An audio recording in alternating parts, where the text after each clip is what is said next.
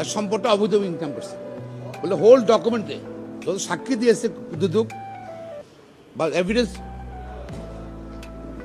হাজির করেছে, কোথাও আমল নামান দুর্নীতির মাধ্যমে কোনো সম্পদ অর্জন করেছেন এরকম কোনো প্রমাণ দুদক করতে পারেনি।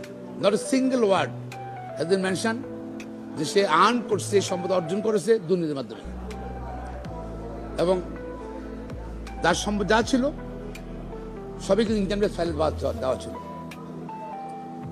এবং তার এই সাদাটা কোনো মেনটেনেবল না।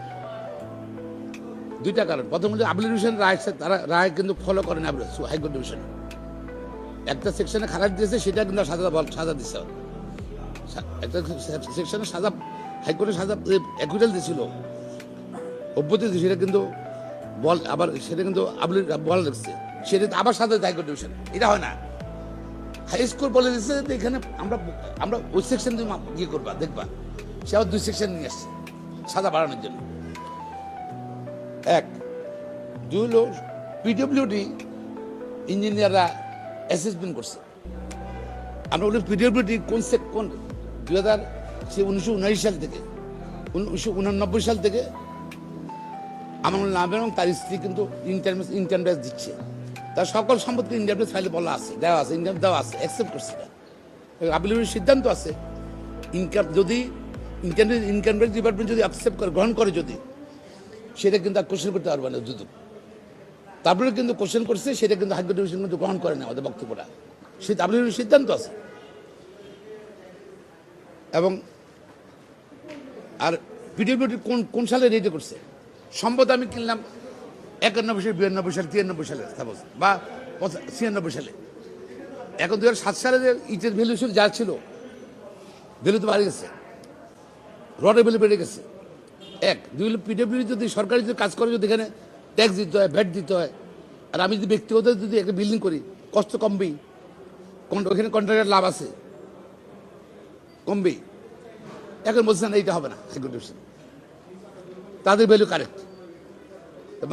মানুষ প্রাইভেট বাড়ি করে, নিজে ইট কিনে, নিজে বালু কিনে, নিজে সিমেন্ট কিনে, কষ্ট কমানোর জন্য।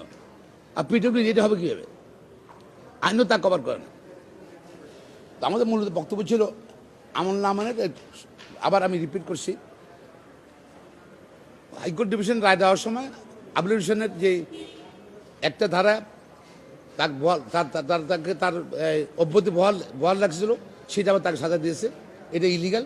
2 হলো এভিডেন্সে কোথাও আমল নামানের যে কোনো অবৈধ সম্পদ আর্ন করছে, অবৈধভাবে আর্ন করছে, এরকম কোনো বক্তব্য, এরকম এভিডেন্স নাই, সুতরাং খালাসযোগ্য। পাশাপাশি উল্লেখ করেছিলাম যে একই কোর্ট হাইকোর্ট ডিভিশনে মফাজ আলম চৌধুরী আওয়ামী লীগের নেতা, তার কিন্তু সব সম্পদ কিন্তু গোপন ছিল, কিন্তু সেগুলো কিন্তু একই কোর্ট কিন্তু আগে খালাস দিয়ে দিচ্ছে, বলছে অবৈধ উপায় ইনকাম করতে পারে, অবৈধ উপায় কোনো সম্পদ আর্ন করে নাই। আমরা অ্যাটেনশন জয় করেছি হাইকোর্ট ডিভিশনে, বললাম যে দেখেন আপনি রায় দিয়েছেন মফাজ আলম চৌধুরীর মায়েরটা, সেখানে খালাস দিয়েছেন আপনি, সেই গ্রাউন্ডে আমি যাচ্ছি, সেটা গ্রহণ করেনি। আজকে আপনি বললাম দেখেন ডিসকাভারি হাইকোর্ট ইনকনসিস্টেন্সি, একই কোর্ট 2 রকমের বিচার ছিল। লাস্ট গভর্নমেন্টের সময় একই কোর্টের 2 রকমের বিচার করেছে, আমল নামানোর জন্য একটা, ইকুয়ালেন্ট টুকুর জন্য একরকম বিচার, আর মদন চৌধুরী মায়ের জন্য আরেকরকম বিচার ছিল, সেটা ইনকনসিস্টেন্সি।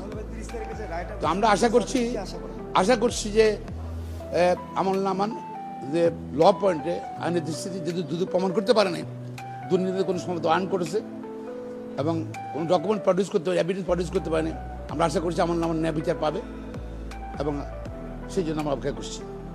আমল এবং সাবের আমান 30 এপ্রিল রায়ের তারিখ নির্ধারণ করেছে।